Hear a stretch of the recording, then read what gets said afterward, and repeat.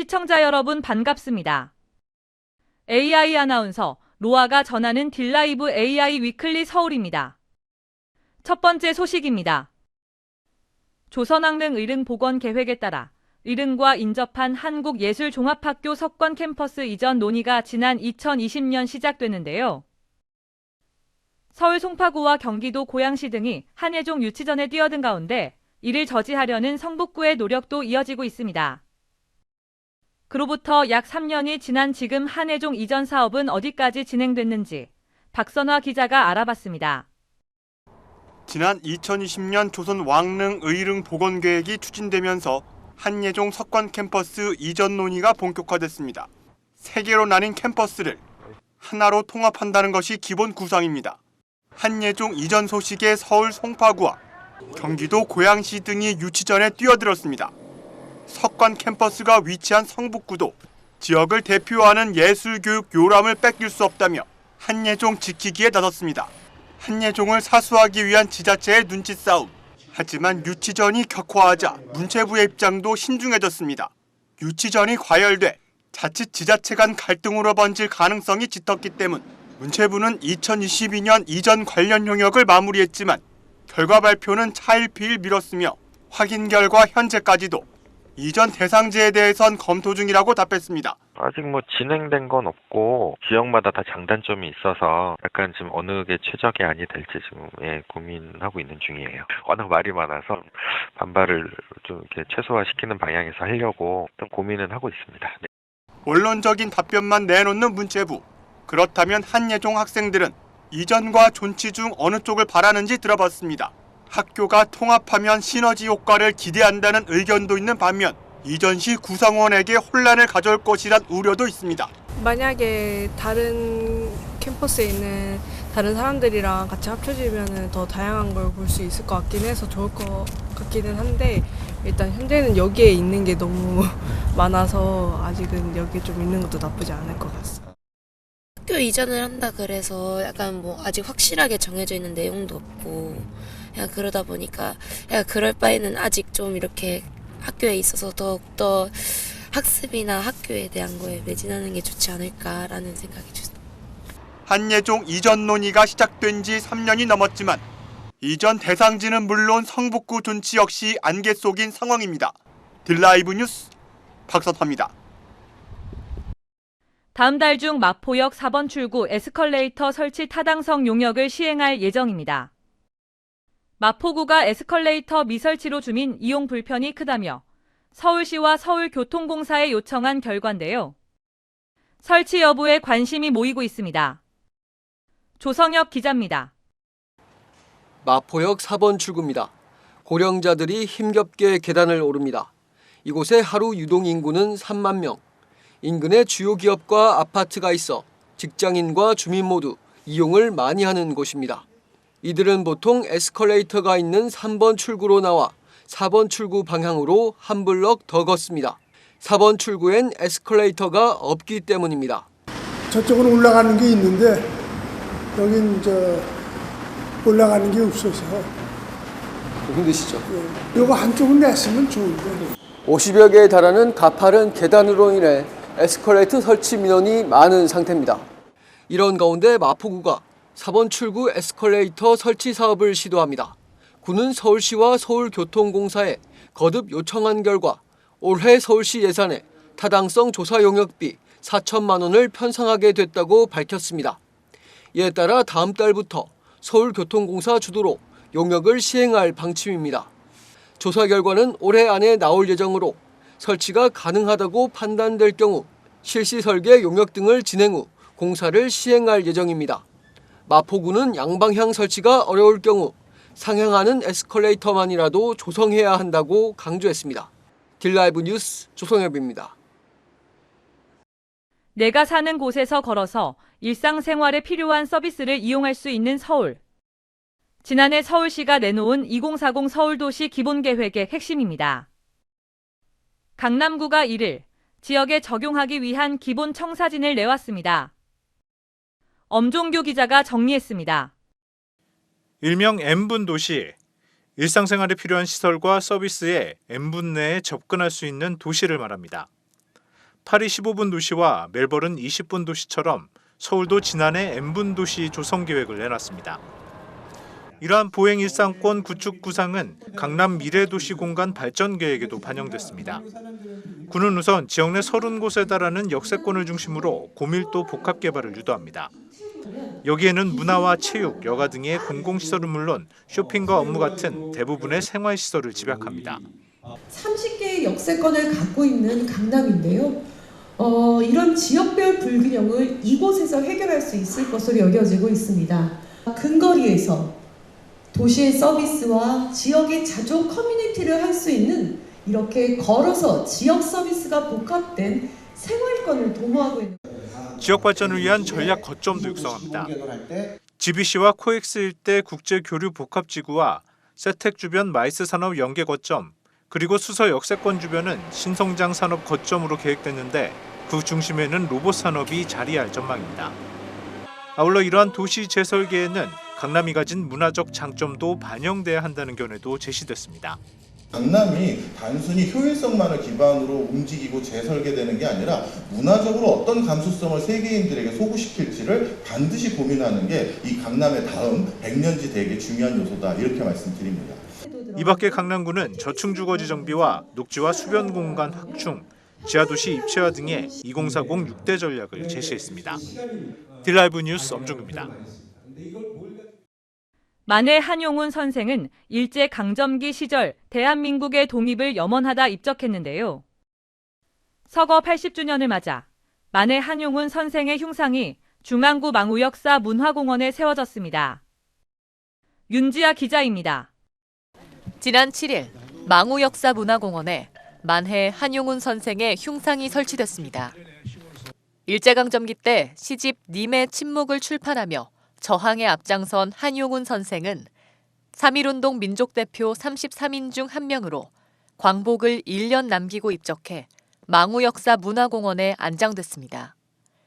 군은 이러한 만해 한용운 선생의 애국정신과 업적을 기리기 위해 흉상을 제작했다고 밝혔습니다. 바로 이 공간이 이렇게 생겨서 우리가 만해 선생님의 시도 이렇게 낭송할 수 있게 되고, 흉상 제막식에는 류경기 구청장을 비롯해 한용운 선생의 외손이신 정재홍 님이 참석했습니다.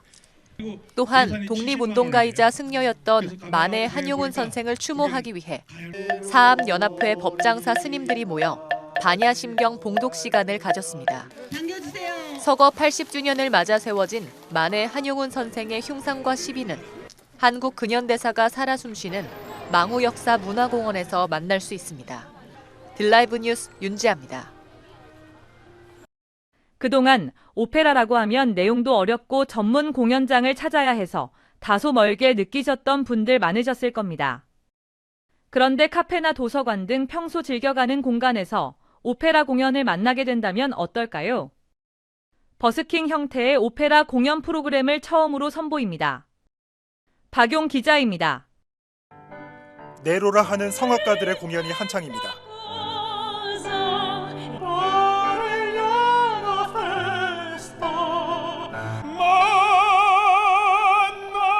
이곳은 전문 오페라 극장이 아닌 의정부의 한 음악도서관. 예상치 못한 뜻밖의 공연에 관람객들은 마치 선물을 받은 듯한 표정입니다. 딜라이브가 이번 주말부터 새롭게 선보이는 버스킹 형식의 찾아가는 오페라 공연 프로그램입니다. 오페라의 대중화를 위해 세계 정상급 오페라 가수들이 팔을 걷어붙였습니다. 오페라 하면 많은 분들이 어렵게 생각하신다고 저는 알고 있고, 또 저도 오페라 가수지만 제가 알지 못하는 오페라를 보러 갔을 때 그 작품이 어렵게 느껴지기도 합니다. 좋은 목소리를 내기 위해서 많은 시간을 투자하고 삶을 바치고 있는 성악가들과 만나서 내는 그 소리와 진동을 통해서 여러분들도 조금이나마 감동을 받고 삶의 위로가 되셨으면 하는 바람을 가지고 있습니다. 테너 최원휘 씨와 피아니스트 정태양 씨가 MC로 나선 이 프로그램은 전문 오페라 극장을 과감히 벗어났습니다. 오페라를 일반 대중들이 더욱 가깝게 느낄 수 있도록 카페와 도서관, 쇼핑몰 등에서 깜짝 공연을 선보이고 옷차림도 일상복을 선택했습니다. 관객뿐만 아니라 가수와 연주가에게도 새로운 도전이자 모험인 겁니다. 또 불특정 다수의 분들이 계신 그런 카페라는 장소에서 저희가 가서 오페라 곡을 부른다는 자체가 사실 되게 새롭잖아요. 저도 그런 새로운 형태의 공연을 하는 것에 있어서 굉장히 설레기도 하고 또 기대도 되고요. 내 이름을 알고 이제 티켓을 사서 오시는 분들이 아니라 내가 찾아간다. 그래서 이걸 한번 들어보세요. 권한다. 이것이 저에게는 낯설지만 장소적 어떤 이런 낯섦과 또 어색함이 있지만 그래도 이게 굉장히 보람된 일인 것 같아요. 딜라이브 TV와 한경 아르떼 TV가 공동으로 제작한 당신이 있는 그곳 오페라 하우스는 이번 주말 첫 방송을 앞두고 있고 카운터 테너 이동규와 소프라노 임선혜가 출연합니다. 딜라이브 뉴스 박용입니다. 서울시의 국제업무지구 개발 계획안에 대해 용산 정비창 공대위는 공공의 땅을 사유화하는 정책이라며 계획을 철회할 것을 주장했습니다. 주민은 밀려나고 기업의 이윤만 극대화하는 정책이라는 건데요. 보도의 박용 기자입니다.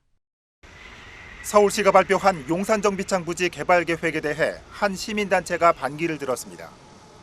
용산 정비창 공공성 강화를 위한 공동대책위원회, 즉 용산 정비창 공대위는 곧바로 성명서를 발표하고 서울시의 이번 계획은 도심의 공공토지를 기업 소유로 넘기는 공공토지의 민간 매각 방식이라고 주장했습니다.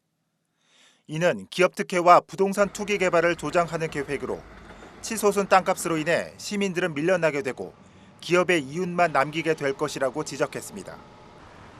용산 정비창 공대위는 또한 시민 주거 생활 안정을 도모해야 할 SH공사가 서울시의 난개발에 앞장서고 있다며 한강 리버버스 사업과 대관람차 트윈휠 사업도 같은 맥락이라고 주장했습니다. 용산 정비창 공대위는 용산 정비창 개발 계획에 있어 민간의 개발 이익을 몰아주면 안 된다며 시민 의견을 반영한 개발 계획이 이루어져야 한다고 주장하고 있습니다. 딜라이브 뉴스 박용입니다.